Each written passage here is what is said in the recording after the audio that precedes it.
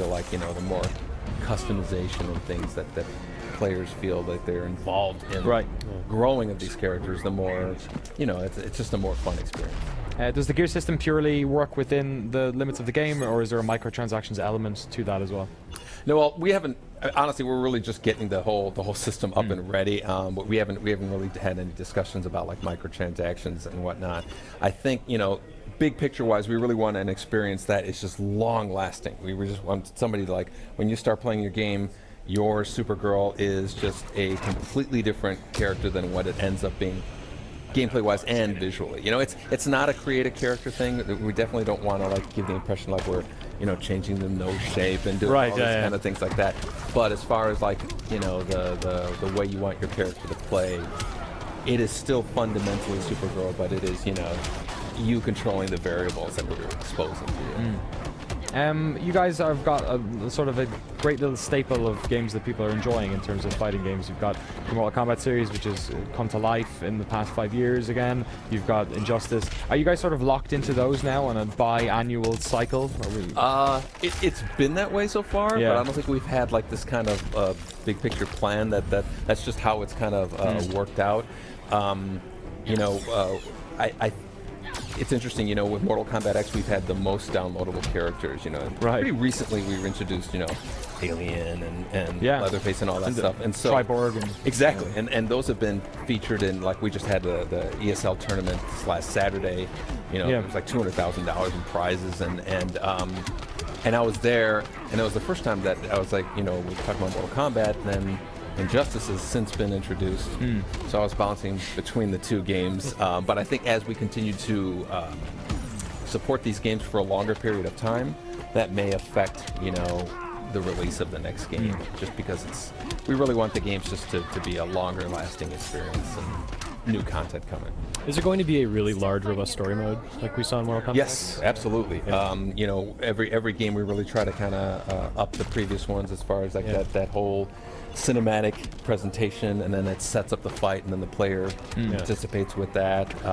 We're adding some really cool twists that we're gonna probably towards the end of the year we'll be talking a little bit more about the story mode and some of the changes we're making to it. But it is going to have that really, you know, that big cinematic experience. And are all these sort of like story details therein concocted by your team, or are they pulled directly from the comics and the animated? Well, it is from this universe that I guess we kind of you know, created.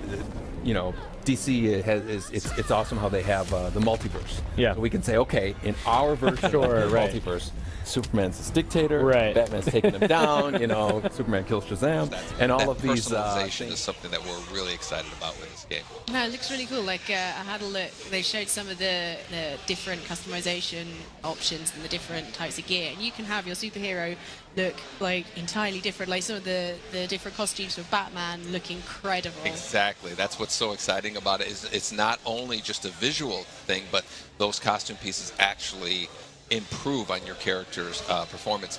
You know, our arenas, one thing that was really people loved about the first Injustice is the arenas can be used in the fight. So you can actually, you know, knock your opponents, you know, into the arenas. You can pick up objects and throw them.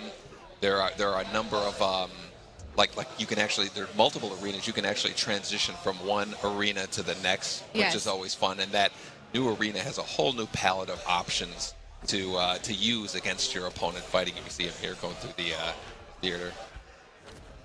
I loved this one. It's great. Like it's bringing back that kind of like multi-stage arenas, which really are a highlight of the series. Yeah, and we have, you know, this is a new graphics engine for NetherRealm as well too. So, you know, we have easily the most realistic, you know the dramatic lighting, and watch how everything kind of turns to like this hellish looking environment. This is Atrocitus' super move here. I particularly like as well, oh wow, that is amazing. There's all these amazing big kind of moves that they do, and also Atrocitus has a little kitty friend. Can you tell everyone about that? When he came on, everyone was very excited to see him there. His name is Dexstar. Yeah. And he actually can do a number of things to help Atrocitus in this fight. You saw then that he was shooting the projectiles and putting a force field in front of him, and it's people are really he's turning out to be a a big favorite of people here at E3. Oh yeah, completely. But like one of the great things about the series is like it's very kind of heavy hitting combat, but it's also very it's got a lot of humor in there. Oh yeah.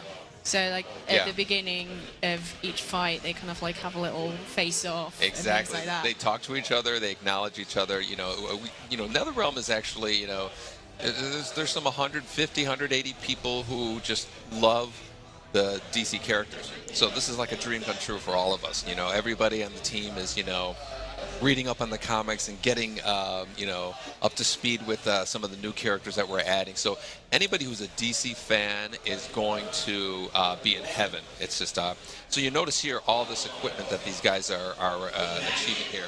Yeah. They can take these and actually apply them to their character, equip current character, it says.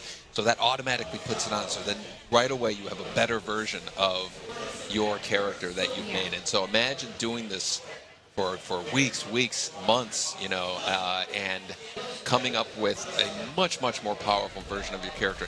That personal customization is what Injustice 2 is all about. It's kind of sculpting your perfect version of these iconic characters.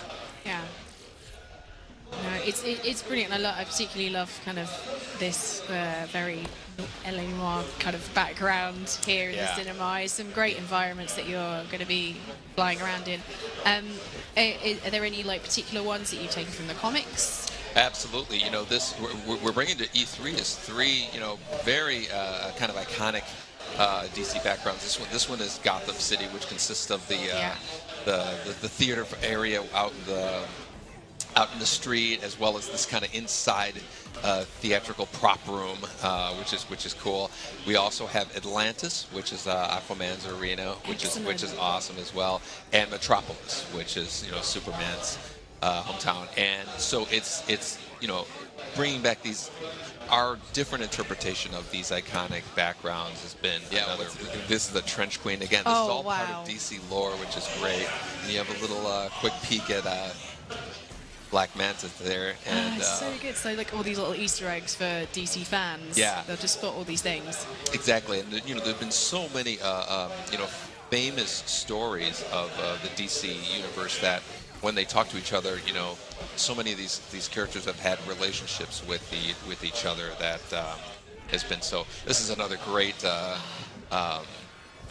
super move here with Aquaman. Amazing. It's so good. Yeah, the first Injustice really set this high bar for the over-the-top, super moves, and so we really tried to raise it. And Supergirl's is even more outrageous. He takes him to the sun or around the sun. Oh my god! Just like throws them back to the Earth and lasers them through an asteroid belt. This is brilliant. This is brilliant because this is stuff like I'd not got to see yet. We've got a little bit more kind of like in the middle of fights. Yeah. We've got the clash. Yeah, where they actually talk to each other again. All of this is kind of like they're all acknowledging their each other. They actually know that they're there. Yeah.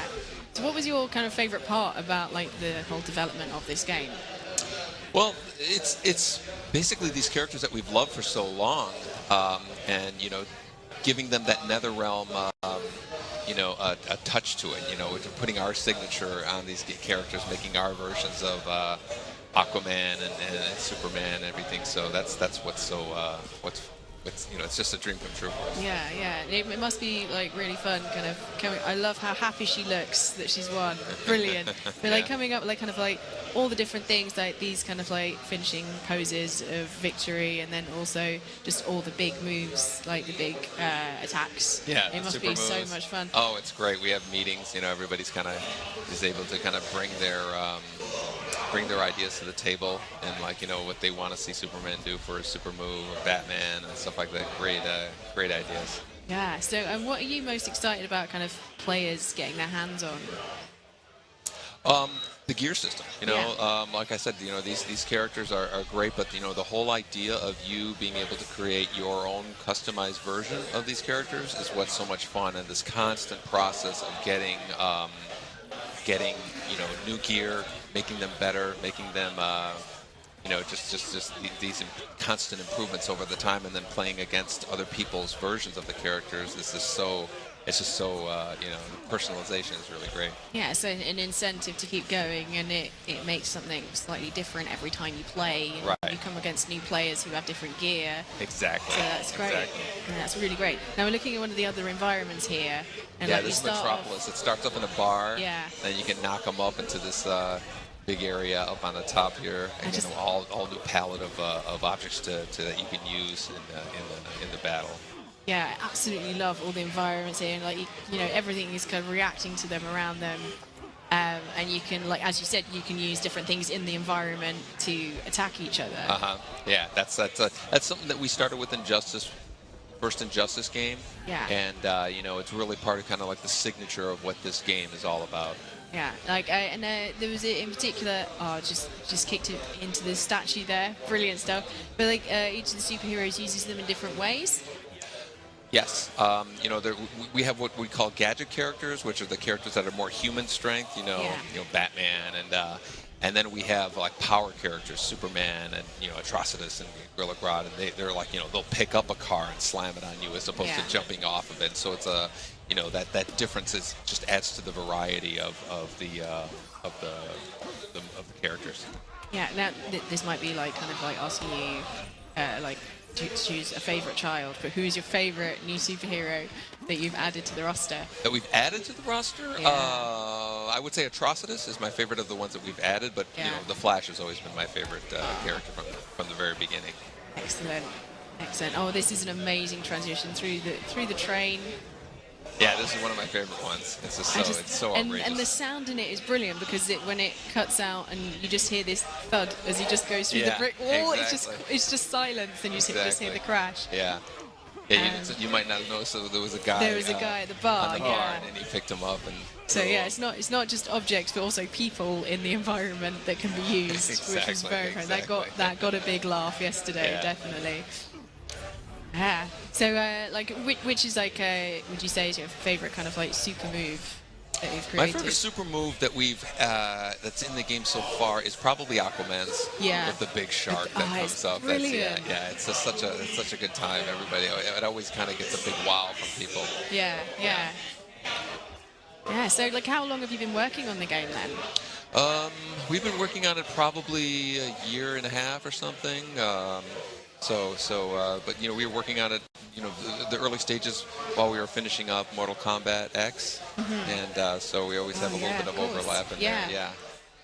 No, it's really good. I'm just gonna have a look at chat. Like, if there are any questions, do shoot them our way. Just people who are being very, very excited, saying, like, lots of people in all caps saying brilliant and awesome. Oh, right. So it's going down well. Yeah.